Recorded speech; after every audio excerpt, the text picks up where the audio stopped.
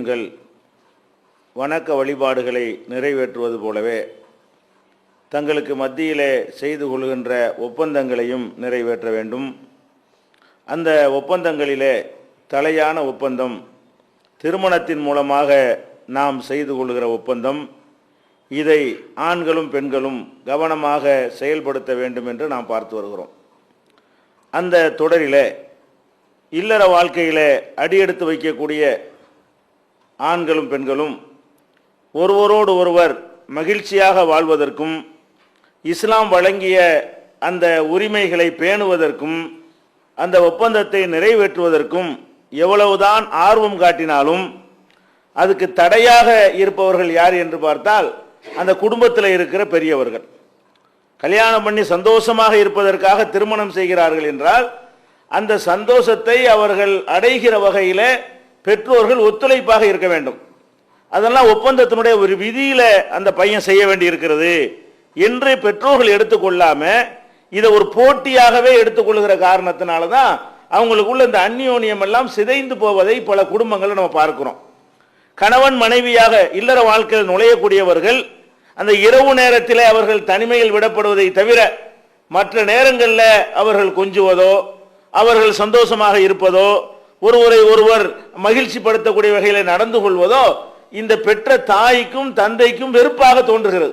குறிப்பாக பெற்ற தாய்க்கு, குறிப்பாக மாமியாருக்கு, இந்த பெண்ணுடைய மாமியாருக்கு அருவருப்பாக தோன்றுகிறது. ஆனால் இஸ்லாம் இந்த மாதிரி செய்வதை நமக்கு ஒத்துக்கொள்கிறதா?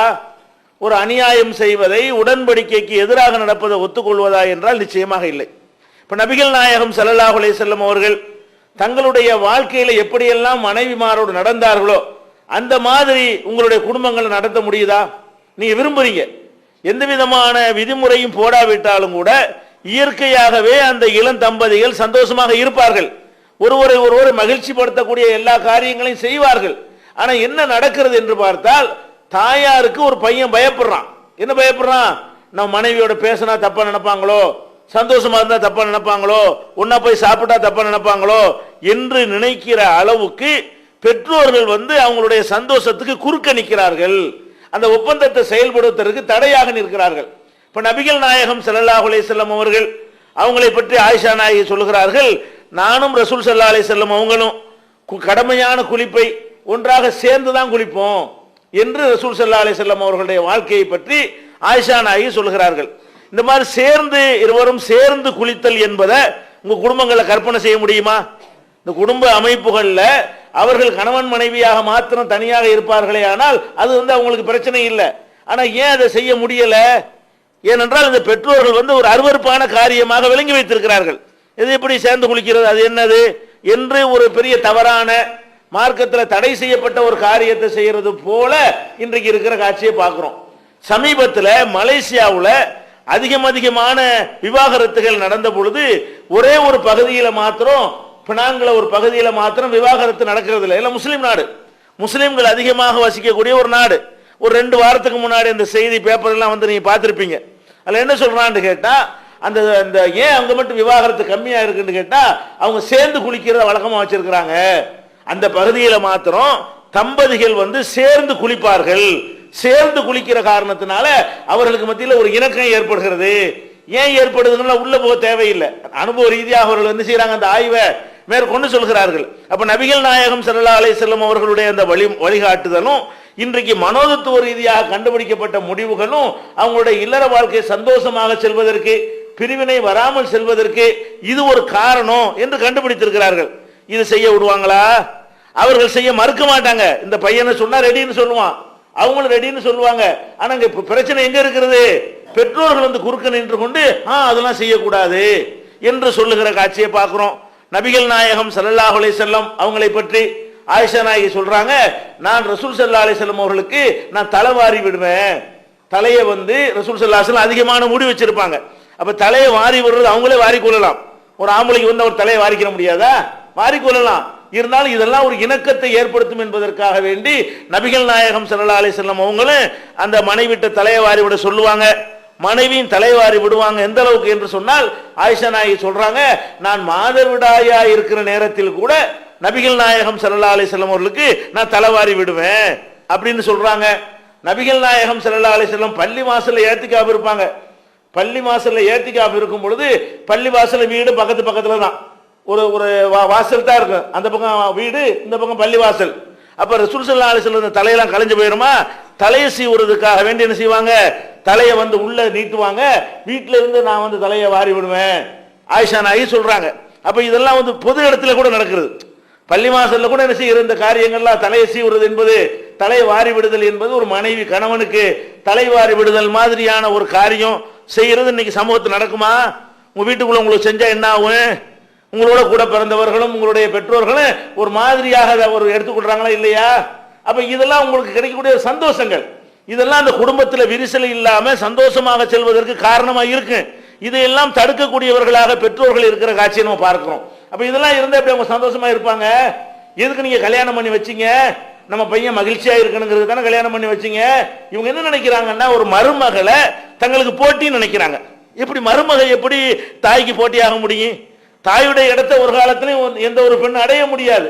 அதே இடத்துல மனைவியுடைய இடத்தை தாய் அடைய முடியுமா? மனைவிங்கிற இடத்தை அவ தான் அடைய முடியும், தாய்ங்கிற இடத்தை இவ தான் அடைய முடியும். இவளுக்கு அவ போட்டியா வர முடியாது, அவளுக்கு இவ போட்டியா வரவே முடியாது. போட்டி நினைக்கிறாங்க. பங்கு போட வந்துட்டான். ஒவ்வொன்றும் ஒரு வகையானது.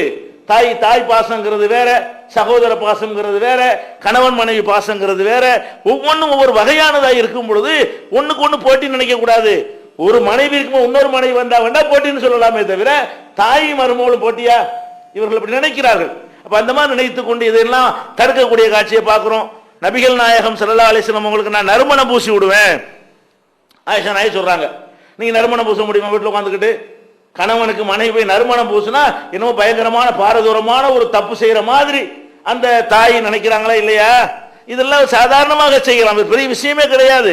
ஒரு குழந்தைக்கு நீங்க வந்து தைலம் தைச்சு விட மாட்டீங்களா? அதை வந்து தப்பா யாராவது எடுத்துக்கொள்றாங்களா? அந்த மாதிரி பார்க்கக்கூடிய ஒரு பார்வை எல்லாத்தையும் வரணும். குடும்பங்கள்ல சந்தோஷம் நிலவ வேண்டுமானால் நபிகள் நாயகம் ஸல்லல்லாஹு அலைஹி வஸல்லம் அவர்கள் எதை மனைவிமார்களிடம் செய்து கொண்டார்களோ அதெல்லாம் நம்ம எல்லாரும் செய்வதற்கு யாரும் குறுக்க நிற்க கூடாது. நீங்க குறுக்க நின்றா எதுக்கு குறுக்க நிக்கிறீங்க? அல்லாஹ்வுடைய ரசூலுக்கு குறுக்க நிக்கிறீங்க. ரசூல் ஸல்லல்லாஹு அலைஹி வஸல்லம் காட்டி தந்த வழிமுறைக்கு குறுக்க நிக்கிறீங்க. அவங்க காட்டி தந்த அழகான இல்லற வாழ்க்கைக்கு தடையா நிக்கிறீங்க என்றுதான் அதற்கு அர்த்தமாகிறது. நபிகள் நாயகம் ஸல்லல்லாஹு அலைஹி வஸல்லம் அவங்கள பத்தி ஆயிஷா நாயகி சொல்றாங்க, ரசூல் ஸல்லல்லாஹு அலைஹி வஸல்லம் அவர்கள் மாதவிடாய் நேரத்தில் கூட என்னுடைய மடியில சாய்ந்து படுத்திருப்பார்கள். மடியில படுத்து கிடக்கிறது, மடியில படுத்து கிடக்க முடியுமா இன்றைக்கு சமூக அமைப்புல? மடியில ஏன் இதுக்கு சொல்றேன்னு கேட்டா, எல்லாமே ஒரு பயங்கரமான ஒரு பாரதூரமான குற்றமாக பார்த்து கொண்டிருக்கிறார்கள். பெற்றோர்கள் வந்து இந்த ஒரு ஆம்புல இந்த குடும்ப வாழ்க்கையில செய்து கொண்ட ஒப்பந்தத்தை கரெக்டா நிறைவேற்றுவதற்கு நம்ம ஒத்துழைப்பு செய்வோம், நம்ம பையன் வந்து அந்த அக்ரிமெண்ட் ஒழுங்கா செய்யட்டும், அதுக்கு நம்ம உறுதுணையா நிற்போம், நம்ம ஊக்குவிப்போம் அப்படின்னு சொல்வதற்கு பதிலாக அதையெல்லாம் தடுத்து நிறுத்தக்கூடியவர்களாக இருக்கிற காட்சியை பார்க்கிறோம். இப்ப நீங்கள் எல்லாம் நாளைக்கு மாமனார்களாக மாமியார்களாக மாறலாம். உங்களுக்கு கிடைக்காத இந்த உரிமைகளையாவது உங்களுடைய சந்ததிகளுக்கு கொடுக்கணும். இன்றைக்கு நம்மளோட உள்ள வயசான காலத்தில் அதெல்லாம் தரவில்லை என்று சொன்னால் நம்ம இதை கவனத்தில் வைத்துக் கொண்டு நம்ம மார்க்கத்தில் உள்ள இந்த உரிமையை நம்ம கொடுக்கணும். இதை மீறக்கூடிய வகையில் நம்மளுடைய வாழ்க்கை அமைந்து விடக்கூடாது என்பதில் கவனமாக இருக்க வேண்டும். அதே மாதிரி நான் ஏற்கனவே சொல்லி இருக்கிறோம், சேர்ந்து சாப்பிடணும். ஒரு மனைவிக்கு கணவன் செய்யற கடமை என்ன என்று ரசூல் ஸல்லல்லாஹு அலைஹி வஸல்லம் அவங்கள்ட்ட ஒரு சஹாபி கேட்கிறார். அப்ப சொல்றாங்க, அன் துத்தை மகா இதா தைம்த, நீ உண்ணும் போது நீ அவளோட சேர்ந்து உண்ணணும். இது அனுமதிக்கிறாங்களா? சேர்ந்து உண்ண விடுவாங்களா? சாப்பாட்டை வந்துருச்சுன்னு சொன்னா நீ போய் வச்சுட்டு போய் அங்க உட்காரு, நீ கடைசியா சாப்பிடு என்ன சொல்லணும்? ஒரு பெற்றோர்கள் நீங்க சேர்ந்து சாப்பிடுங்க, எடுத்துக்கொண்டு சாப்பிடுங்க, ரெண்டு பேரும் ஒண்ணா உட்கார்ந்து சாப்பிடுங்க, இப்படி சொல்லக்கூடிய பெற்றோர்களை பார்த்துருக்கிறீங்களா? மகனை மருமகளை நீங்க ஒண்ணா வந்து சாப்பிடுங்கம்மா, அதுல என்ன தப்பு இருக்குது அப்படின்னு சொல்லி ஊக்குவிக்கக்கூடிய மார்க்கம் அப்படித்தானே சொல்லி இருக்குது என்று சொல்லக்கூடிய பெற்றோர்களை பார்க்க முடியுதா? பார்க்க முடியல. அதெல்லாம் பயங்கரமான தப்பு மாதிரி என்ன செய்யறாங்க, நினைக்கிறார்கள். அதே மாதிரி வந்து ஒரு தக்ஸுவகா இலக்த சைத்த, மனைவிக்கு என்ன செய்ய வேண்டும் என்று கேட்கும் பொழுது சொன்னார்கள், நீ ஆடை அணியும் பொழுது அவங்களுக்கு ஆடை எடுத்து கொடுக்கணும். ஒரு ஆம்பளை வந்து அவனுக்கு தேவையானவற்றை எடுத்துக்கொண்டானே ஆனால் அவனுடைய மனைவிக்கு அது மாதிரி என்ன செய்யணும், எடுத்து கொடுக்கணும். அதுக்காண்டி எல்லா நேரத்திலும் எடுத்து கொடுக்க முடியாது இல்லையா? இவனே கஷ்டத்தில் இருக்கிறான், இவனுக்கு வேண்டிய ஒரு ஆடை எடுத்துக்கொள்வதற்கு 1000 தடவை யோசிக்கிறான், இவனுக்கு தேவையான ஒரு வாட்சி வாங்குவதற்கு கணக்கு போடுற நிலையில் இவன் இருந்தான்னு சொன்னா அப்ப எடுத்து கொடுக்க முடியாது. பரக்கத்தால தந்திருக்கிறான், அடிக்கடி போய் தான் எடுக்க வேண்டிய நிலை இருக்குது, மனைவிக்கு சேர்த்து ஒன்று எடுத்துக்கிறேன். இது நடைமுறையில் விடுறாங்களா? மனைவிக்கு ஏதாவது ஒரு கணவன் செய்யறதா இருந்தா கூட்டு குடும்பத்தில் பெற்றோர்களோட இருக்கக்கூடிய குடும்பத்தில் செய்யறதா இருந்தா திருட்டுத்தனமா தான் செய்யணும். இன்றைக்கு இருக்கிற சமூக அமைப்புல என்ன இருக்குது? யாருக்கும் தெரியாம ஒளிச்சுக்கிட்டு வந்து ஒரு மனைவிக்கு பூ வாங்கிட்டு ஒண்ணா கொடுக்க முடியுமா? ஒரு மனைவிக்கு அல்வா என்ன கொடுக்க முடியுதா? சமூகத்துல ஒரு மனைவிக்கு தேவையான ட்ரெஸ் கொண்டா கொடுக்குறாந்தா தாய்க்கு தெரியாம, தங்கச்சிக்கு தெரியாம, அக்காவுக்கு தெரியாம, வீட்டுல அடுத்தவளுக்கு தெரியாம, இதுல திருட்டு வேலையா? அப்ப மார்க் அனுமதிச்சுக்கிற ஒரு ஹலாலான ஒரு வேலையை கூட பயந்து பயந்து செய்யற அளவுக்கு நம்ம சமூகம் இருக்கா இல்லையா? அதனால குடும்பத்துல பிரச்சனைகளை அந்யோன்யம் கெட்டு போய் ஒருத்தருக்கு ஒருத்தர் இணக்கம் இல்லாம இப்படி தூரமா நிக்கிறாங்களே. காரணம் என்ன? இந்த அந்யோன்யத்தை வளர்ப்பதற்கு நம்ம பாடுபட வேண்டும். அப்ப நீ அணியும் போது அவளுக்கு அணியக்கூடு என்று சொன்னால் இவன்கிட்ட செழிப்பான ஒரு நிலை இருக்கும் பொழுது அதுக்கு தகுந்தவாறு மனைவிக்கு தேவையானதை எடுத்து கொடுக்க வேண்டும். அது கிடையாது. அப்ப அந்த மாதிரியான நிறைய சந்தோஷங்களை, நிறைய இன்பங்களை நம்ம என்ன செஞ்சுக்கிறோம்? இழந்து கொண்டிருக்கிறோம். நபிகள் நாயகம் ஸல்லல்லாஹு அலைஹி வஸல்லம் அவங்க மனைவி ஆயிஷாவும் ஒரு ஓட்டு பந்தயத்தில் ஓடுறாங்க. யாரும் முந்தி புறா பார்க்குவோமாண்டு. அப்ப என்ன செய்யறாங்க? ஒரு 2 தடவை நடந்திருக்கிறது. பல தடவை நடந்திருக்கேன். 2 தடவை நடந்தது நமக்கு வரலாற்றில் பதிவு செய்யப்பட்டிருக்கிறது. ஒரு தடவை நடக்கும் பொழுது என்ன செய்யறாங்க? ரசூல் ஸல்லல்லாஹு அலைஹி வஸல்லம் தோத்து போயிடுறாங்க. ஆயிஷா நாயகி முந்தி ஓடி போயிடுறாங்க. இது ஒரு காலகட்டம். பிறகு ஒரு காலகட்டத்தில் அதே மாதிரி ஓடுறாங்க. அப்படி ஓடும்போது ரசூல் ஸல்லல்லாஹு அலைஹி வஸல்லம் ஜெயிச்சிடுறாங்க. ஆயிஷா நாயகி கொஞ்சம் கனத்து போயிட்டாங்க, குண்டாகி போயிட்டாங்களா, அவங்களுக்கு ஓட முடியல, பின்தங்கிட்டாங்க. அப்ப ஆயிஷா நாயகிட்ட சொன்னாங்க, அன்னைக்கு ஜெயிச்சில அது கணக்கு சரியா போச்சு, அன்றைக்கு நீ என்னை ஜெயிச்சில, நான் இப்ப உன்னையும் ஜெயிச்சு விட்டேன், அதுக்கு இதுக்கும் சரியா போச்சு, ஹாதிஹி பி ஹாதிஹி, அதுக்கு இதுக்கும் சரியா போச்சுன்னு எதுக்கு சொல்றேன்? இது மாதிரிலாம் ஒரு தெருவில் ஒன்ன விடுவீங்களா? அட முடிய வயசா சுகர் ஏறி போச்சுன்னு பீச்சுக்கு 2 பேர் ஒன்னா போனா அது ஒரு பிரச்சனை ஆக்குறாங்களே. அட கணவன் மனைவி ஒன்னா போய் பீச்சில் நடந்து போனாங்க, நாங்க ஒரு என்னமோ பயங்கரமான தப்பு செஞ்ச மாதிரி அது ஓடி இருக்கிறாங்க, ஓட்டப்பந்தயம் போட்டிருக்கிறாங்கன்னு மார்க்கத்தில். இதெல்லாம் தப்பா? கணவன் மனைவி தான் சட்டப்பூர்வமான சேர்ந்திருப்பதற்கு உரிமை படைத்தவர்கள் தானே. அதெல்லாம் கூட இன்னைக்கு தவறுதலாக என்ன செய்யப்படுகிறது? பார்க்கப்படுகிறது. அப்படி தேவையாக மனைவியும் வாக்கிங் போகணுங்கிற நிலையில இருப்பா, கணவனும் இருப்பான், கூட்டிட்டு போக மாட்டான். ஏன்? சமூகத்துக்கு பயந்துகிட்டு, வீட்டில் உள்ளவங்களுக்கு பயந்துகிட்டு. அப்ப அந்த மாதிரியான நிலையில மாத்தணும். ஒன்னா வெளியே போற தப்பு கிடையாது, ஓடுறது தப்பு கிடையாது. இந்த மாதிரி இன்னும் சொல்ல போனால் ஆயிஷா நாயகி சொல்றாங்க, நான் வீட்டில் இருக்கும் பொழுது தோழிகள் வந்து என்னோட விளையாட வருவாங்க. நாங்க தோழிங்கிற முறையில் விளையாண்டுக்கிட்டு பேசிட்டு இருப்போம். ரசூல் ஸல்லல்லாஹு அலைஹி வஸல்லம் வந்த உடனே தோழிகள்லாம் பயந்து ஓட ஆரம்பிச்சிருவாங்க. ரசூல் ஸல்லல்லாஹு அலைஹி வஸல்லம் வழிமறிச்சு போய் விளையாடுங்க, எனக்காக நீங்க பண்றீங்க, நீங்க விளையாண்டுட்டீங்கன்னு சொல்லி என்ன செய்வாங்க? அந்த தோழிகளை அனுப்பி வைப்பாங்க. இன்னைக்கு ஒரு பெண்ணிட்ட வந்து உங்களுடைய தோழி வந்து வீட்டில் வந்து பேச முடியுமா? மாமியா இருக்கும்போது, மாமியா இருக்கும் பொழுது ஒரு பெண்ணை பார்த்து அவங்களோட தோழிகள் வந்து பேச முடியுமா? முடியாதுங்க. என்ன பேசிட்டு உனக்கு என்ன பேசிங்க, எவ்வளவு வேலை கிடக்குது, வேலையெல்லாம் பார்த்து முடிச்சுட்டால் பேச முடியுமா? முடியாது. எதுக்கு சொல்லணும்னா தொட்டு காட்டுவதற்கு இதை சொல்றோம். டோட்டலாவே மன ரீதியாக இவங்கள்ட்ட ஒரு நோய் படிஞ்சிருக்கிறது.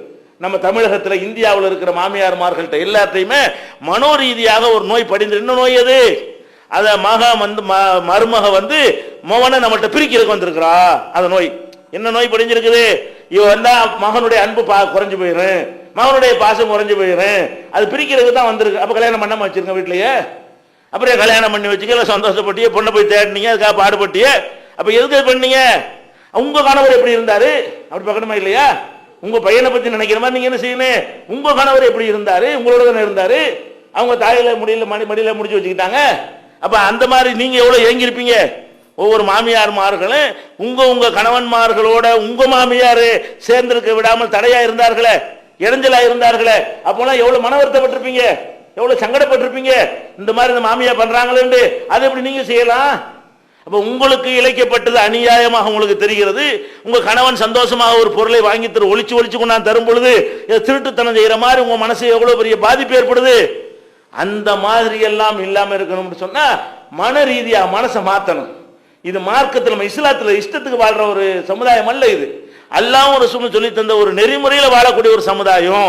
இந்த சமூகத்தில் வந்து அல்லாஹ் ரசூல் அனுமதித்த காரியத்தை நம்ம தாய் என்கிற ஒரு அந்தஸ்தை வைத்துக் கொண்டு, தந்தை என்கிற ஒரு அந்தஸ்தை வைத்துக் கொண்டு, சகோதரன் சகோதரிங்கிற அந்தஸ்தை வைத்துக் கொண்டு அதை மறுக்க கூடாது, தடுக்க கூடாது, குறை சொல்லக்கூடாது, அதை விமர்சிக்க கூடாது, அதை குத்தி பேசக்கூடாது.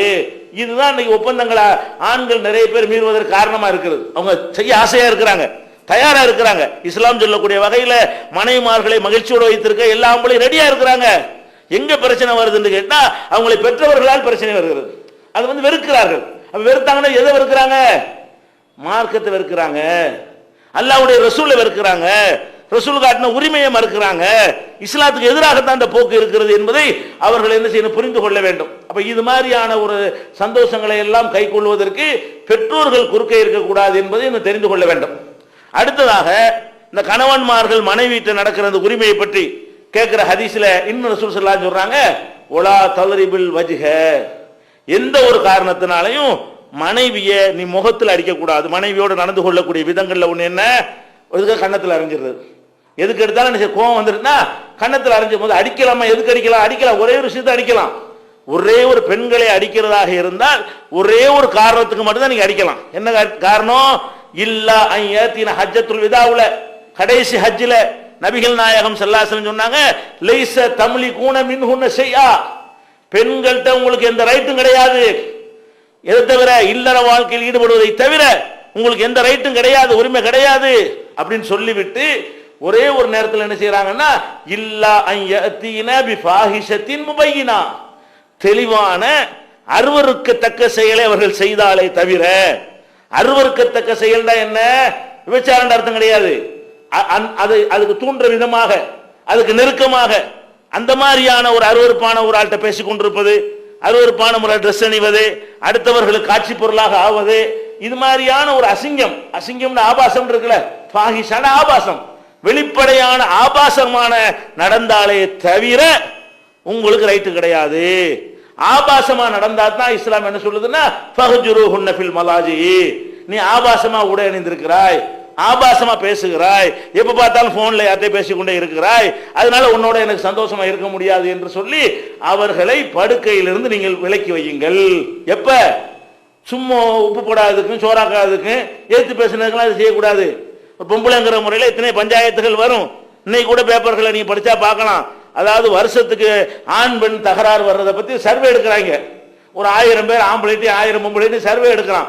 சர்வே எடுத்து சொல்றான், வருஷத்துல 135 தடவை சண்டை போடுறாங்களாம் புருஷன் பொண்டாட்டி. பாதி நாள் ஏறக்குறைய வருஷத்துல 365 நாள்ல ஏறக்குறைய 30% ஆகுது. அப்போ 135 நாட்கள் வந்து சண்டை போட்டுட்டு இருக்கிறாங்க. எல்லா குடும்பங்களும் சராசரி ஆவரேஜ், சில பேர் 200 இருக்கும், சில பேர் 100 இருக்கும், ஆவரேஜ்ல கொஞ்சம் சொல்றான். ஆவரேஜ் என்ன சொல்றான்டா, கணவன் மனைவின்னா 135 நாளைக்கு என்ன செய்யறாங்க, அவங்க வருஷத்துல சண்டை போட்டு கொண்டிருக்கிறார்கள். இந்த மாதிரி சண்டைகள்லாம் வரும். இதுக்காக தனியாக போய் படுத்துக்கிற முடியுமா? 135 நாளைக்கு எல்லாம் ஒதுக்க முடியாது. எதுக்காக நம்ம தனியா இருக்கலாம், ஆபாசமா அவர்கள் நடந்து கொண்டால், நடையில் ஆபாசம், உடையில் ஆபாசம், பேச்சில் ஆபாசம், அடுத்தவர்களை கெடுக்கிற விதமான ஒரு தோற்றம், இதுகளோடு அவர்கள் வந்து நடமாடவோ, பயங்கரமா அலங்கர் லிப்ஸ்டிக் போட்டு வெளியே போறது, இதெல்லாம் வெளியே போய் லிப்ஸ்டிக் போட்டுட்டு போற, இதெல்லாம் வெளிப்படையான ஆபாசம். இந்த ஆபாசமாக நடந்தால் தான் என்ன செய்யணும், ஆண்கள் வந்து வெறுக்கணும். என்ன வெறுக்கணும், இந்த அவங்க நினைக்கிறாங்க இந்த ஆபாசமா நடந்தா இருக்கலாம். கணவன்கிட்ட எப்படி நடந்துட்டு போ, வெளியில் என்னதுக்கு ஆபாசம், வெளியில் ஆபாசமா நடப்பார்களே ஆனால் ஃபஹ்ஜுருஹுன்ன, கடைசி ஹஜ்ஜில் ரசூலுல்லாஹ் சொல்றாங்க, வெளிப்படையான ஆபாசத்தை செய்தால் ஃபஹ்ஜுருஹுன்ன ஃபில் மலாஜி, அவங்கள வந்து படுக்கையில இருந்து என்ன செய்யுங்க, ஒதுக்கி வைங்க, அவங்கள தனியா படுக்க, நீ தனியா படுங்க. தன்னால ஆஹா நம்ம கணவர் வெறுக்கிறாரு, இந்த மாதிரி நம்ம செய்யறவருக்கு பிடிக்கல, அவர் வந்து நம்ம மேல வெறுத்துட்டாருன்னா நமக்கு பிரச்சனை ஆயிரும் என்கிற ஒரு பயம் வர்ற மாதிரி அப்ப ஒதுக்கி வைக்க சொல்றாங்க. அதுக்கும் சரியா வரலன்னு சொன்னா ஃபக்ரிபூஹுன்ன லர்பன் கைர முபர்ரஹின், காயம் படாத வகையில் அடிக்கிறது மட்டும்தான். எது அடிக்கலாம், ஆபாசமா இருந்தா மட்டும் என்ன செய்யலாம், அசிங்கமா நடப்பது, ஆபாசமா நடந்து சொல்லு கேட்கல என்று சொன்னால் அப்ப நீங்க அடிங்க.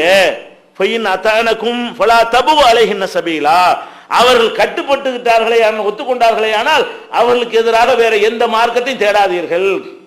இன்னைக்கு குடும்பத்தில் அடிக்கிறதுக்கு சர்வே எடுத்திருக்கிறான். இந்த 135 சண்டையில 100 சண்டையில் அடிக்கிறான். 135 சண்டை வருதுன்னு சொன்னா 100 சண்டையில கையை நீட்டுறான். இது சண்டைகள் எல்லாமே என்ன சண்டை, ஆபாசமான சண்டையா, அந்த மாதிரி அசிங்கமான அந்த மேட்டருக்குள்ள சண்டை ஒரு சண்டை கிடையாது. உப்பு பெறாத ஒரு மேட்டருமாங்கல்ல, அந்த மாதிரியான ஒரு காரணத்துக்கு எல்லாம் சண்டை போட்டுக்கொண்டு கைகள் ஆம்பளைங்கிறதா நீட்டிடக்கூடாது. ஒரு அசிங்கமான ஒரு செயல்ங்கிறது உங்களையும் சேர்த்து பாதிக்கும். ஒரு பெண் அசிங்கமாக நடந்து கொண்டால், ஒரு பெண் ஆபாசமாக நடந்து கொண்டால் அவரோட நிற்காது, நீங்க வெளியில் நடமாட முடியாது. உங்களை 4 பேர் சட்டையை படி கேள்வி கேட்பான், என்னடா முன்னாடி ஊர் சுத்துறான்னு கேட்டான், என்ன வாயிறேன், நமக்கு தான் கேவலம். அப்ப அந்த மாதிரி ஒரு காரணத்துக்கு தான் நீங்க கை நீட்டலாம். அது எப்ப முதல்ல ஒதுக்கி வச்சு பார்த்துட்டு அதுக்கும் சரியா வராட்டி தட்டி தட்டி பார்க்கறதுக்கு எனக்கு மார்க்கத்தில் அனுமதி இருக்கிறது. அப்ப கூட ஒலா தல்ரிபில் வஜ்ஹ, முகத்தில் அடிக்கக்கூடாது. அடிக்கிறவங்களுக்கு எப்ப பர்மிஷன் இருக்கிறதோ அந்த நேரத்தில் கூட எங்க அடிக்க கூடாது, முகம்ங்கிறது அல்லாஹ் படைச்ச உறுப்புகள்லயே சிறந்த உறுப்பு எது, முகம். அதுலதான் பகுத்தறிவு இருக்கிறது, அதுல தான் பார்க்கிற அறிவு இருக்கிறது, அதுல தான் கேட்கிற அறிவு இருக்கிறது, அதுல தான் முகந்து பார்க்கிற அறிவு இருக்கிறது, அதுல தான் ருசித்து பார்க்கிற அறிவு இருக்கிறது, தொட்டு அறிவும் அதுல உடம்பு பூரா இருந்தாலும் அதுலயும் இருக்கிறது. 6 அறிவும் ஒரே இடத்துல இருக்கிற ஒரு பார்ட்டி அது தலை தான். கையில வெறும் தொடுற அறிவு மட்டும்தான் இருக்கும். தலையில தான் என்ன இருக்கு? 6 அறிவும் உள்ளதுன்னா மனுஷனா இருக்கிறான். மனுஷனே மண்டை தான் சொல்ல போனா. அதுல கை வச்சு கூடாது, முகத்தில் போய் என்ன செய்யக்கூடாது, நீ வந்து அடிக்க கூடாது என்று சொல்கிறார்கள். வீணுக்கு அடிக்கக்கூடியவர்களும் சமூகத்தில் இருக்கிறார்கள். அப்படி அடிக்கும்போது முகத்தில் அடிக்கிறவங்க இருக்கிறார்கள். முகத்தில் அடிக்கிறதுக்கு அறவே அனுமதி கிடையாது. மற்ற நேரத்தில் அடிப்பதற்கு ஆபாசமாக போனாலே தவிர, அருவருக்கத்தக்க அசிங்கமான காரியத்தை செய்தாலே தவிர, கை நீட்டுவதற்கு ஆண்களுக்கு என்ன இல்லை மார்க்கத்தில் அனுமதி கிடையாது என்று இறுதி பேருரையில நபிகள் நாயகம் ஸல்லல்லாஹு அலைஹி வஸல்லம் அவர்கள் எச்சரிக்கிறார்கள். அடுத்து சண்டை வந்துச்சுன்னு வைங்க, வலா துகப்பிஹ், ஆபாசமா நீ பேசாத, அவெல்லாம் பேசுவான். சண்டை வந்துருச்சுன்னு சொன்னா அவன் என்ன சொன்னாலும் அதை சொல்லி சண்டை போடு, சோறாக்கலன்னு அதை சொல்லி சண்டை போடு, குழம்பு வைக்கணும்னு அதை சொல்லி சண்டை போடு, ஒழுங்கா மரியாதை அதை சொல்லி சண்டை போடு, அம்மாவிலிருந்து ஆத்தாவிலிருந்து பிறப்புலேருந்து எல்லாத்தையும் எழுப்பான். அவளுடைய நடத்தையே அசிங்கப்படுத்தின மாதிரி சொல்லுவான். நம்ம பொண்டாட்டி தானே, இந்த மாதிரி சொல்லலாம் பயன்படுத்தலாமா, அதெல்லாம் மேடையில் சொல்ல முடியாது. புருஷன் பொண்டாட்டி என்ன சொல்லுவான்னு கேட்டா, அவனே அவளை வந்து ஒரு கேடு கட்டவள் என்ற கருத்துப்பட உள்ள வார்த்தையெல்லாம் போட்டு என்ன செய்யறான், பொண்டாட்டி திட்டி போடுறான். கேடு கட்டவளுக்கு சில சொற்கள் இருக்கும்ல கோபத்துல. ரசூலுல்லாஹ் சொல்றாங்க, இதெல்லாம் செய்ய, இதுக்கு உனக்கு ரைட்டு கிடையாது. வலா துகப்பிஹ், ஆபாசமா மனைவி திட்டவே கூடாது. எந்த காரணத்தினாலையும் அவளை இவளை அதெல்லாம் செய்யக்கூடாது. அறிவு கட்டவளன்னு சொல்லிட்டு போ, அல்லது மரியாதை கட்டவளன்னு சொல்லிட்டு போ. என்ன அவ செஞ்சாலும் அதை சொல்லு. அவ செய்யாத சொல்லுவது, அம்மா ஆத்தாவெல்லாம் இழுத்துக்கிட்டு சொல்றது, உங்களுக்கு தெரியாத, உங்க அப்பனை தெரியாத, ஆத்தாவை தெரியாத, அந்த மாதிரி எல்லாம் பேசுறதுலாம் இந்த மார்க்கத்தில் அனுமதியெல்லாம் என்ன செய்யறாங்க. முஸ்லீம் சகோதரர்கள் என்ன செய்யறாங்க, இந்த மார்க்கம் தெரியாதனால மற்றவர்களோட காப்பி அடித்துக் கொண்டு ரொம்ப கேவலமான முறையில் எல்லாம் மனைவிமார்களை திட்டக்கூடியதை பார்க்கிறோம். அதெல்லாம் நாகரிகமான சமுதாயத்தில் வரக்கூடாது. அசிங்கமாக திட்டுதல் என்பது அறவே தவிர்க்க வேண்டும். அப்ப வலா துகப்பி, அருவருப்பா பேசக்கூடாது. அடுத்து சொல்றாங்க, வலா தஹஜுர் இல்லா ஃபில் பைத், மனைவியை வெறுக்கிற கண்டிக்கிறதா இருந்தா வீட்டுக்குள்ளதான் கண்டிக்கணும், ரோட்ல விட்டு கண்டிக்க கூடாது, 4 பேருக்கு தெரிகிற மாதிரி கண்டிக்க கூடாது. அவ நேரங்களில் பெண்கள் எகிரி போறதுக்கு காரணம் என்ன தெரியுமா, 4 பேருக்கு தெரிகிற மாதிரி கண்டிக்கிறதுனால தான். அவ இயற்கையாகவே கட்டுப்பட்டு போகத்தான் ஒரு பெண்ணு நினைக்கிறா. சரி, புருஷன் அவர்கிட்ட நம்ம அண்டி இருக்க வேண்டி இருக்கிறது, அவர் கண்டிச்சா கண்டிட்டு போறாரு அப்படின்னு நினைக்கிறா. அதை 4 பேரை வச்சுக்கிட்டு சொல்லும் போது அங்க தன்மானம் வருது. மேட்ரு எப்படி மாறிக்கிறது, அவளை தனியா நீங்களா கண்டிக்கும் போது தன்மான பிரச்சனை வராது, தப்ப உணரக்கூடிய பிரச்சனை வரும். சபையில வச்சு கேட்டீங்கன்னு சொன்னா என்ன ஆயிரு, அது தன்மானம் நம்ம கேவலப்படுத்தி விட்டான், 4 பேருக்கு நடக்க முடியாம ஆக்கிட்டாங்க போது அதை காப்பாற்றி கொள்வதற்காக உங்களை அதே சபையில வச்சு உங்களை எடுத்து பேசிவிடுவான். நீங்க வந்து சபையில வச்சு கண்டிச்சீங்கன்னு சொன்னா அவ உங்களை என்ன செய்வா, சபையில வச்சு அசிங்கப்படுத்திட்டு போயிடுவான். அப்ப நமக்கே அது கேவலத்தில் வந்து முடிந்து விடும். அதுக்கு தான் ரசூல் ஸல்லல்லாஹு அலைஹி வஸல்லம் சொல்றாங்க, வலா தஹஜுர் இல்லா ஃபில் பைத், வீட்டுக்குள்ளதான் கண்டிப்புலாம். கண்டிப்பு எல்லாம் எங்க வச்சுக்கிறேன்னு, ஏதாவது வெளியே பார்த்துட்டா கூட கூப்பிட்டு வச்சு என்ன செஞ்சது, ஏன் இப்படி பண்ற அப்படின்னு கேட்கணுமே தவிர, ஊரே கூடி போயிருங்க. சில குடும்ப சண்டை நடக்கும், கூட்டமா நிற்பாங்க, என்னடான்னு பார்த்தா புருஷ மாட்டார் சண்டை, ஒரு 40-50 பேர் சுத்தி வீட்டு வாசலும் நின்றுவாங்க. இதான் கண்டிக்கிற முறையா? புருஷன் பொண்டாட்டி சண்டைங்கிறது தெருவை தாண்டி எதுக்கு போகணும், வீட்டை தாண்டி செவத்தை தாண்டி எதுக்கு வெளியே போகணும்? அப்ப இதெல்லாம் ரசூல் ஸல்லல்லாஹு அலைஹி வஸல்லம் அவர்கள் கண்டித்திருக்கிறார்கள்.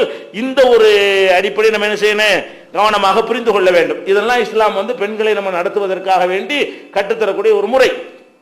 அடுத்து முத்தாய்ப்பாக ரசூல் அல்லாஹ் குர்ஆன்ல சொல்லி காட்டுகிறான், யா அய்யுஹல்லதீன ஆமனூ கூ அன்ஃபுஸக்கும் வ அஹ்லீக்கும் நாரா, நம்பிக்கை கொண்டவர்களே, உங்களையும் உங்கள் மனைவி மக்களையும் குடும்பத்தாரையும் நரகத்திலிருந்து காப்பாற்றிக் கொள்ளுங்கள் அப்படின்னு ஒரு கட்டளை எல்லாம் நமக்கு போடுறோம்.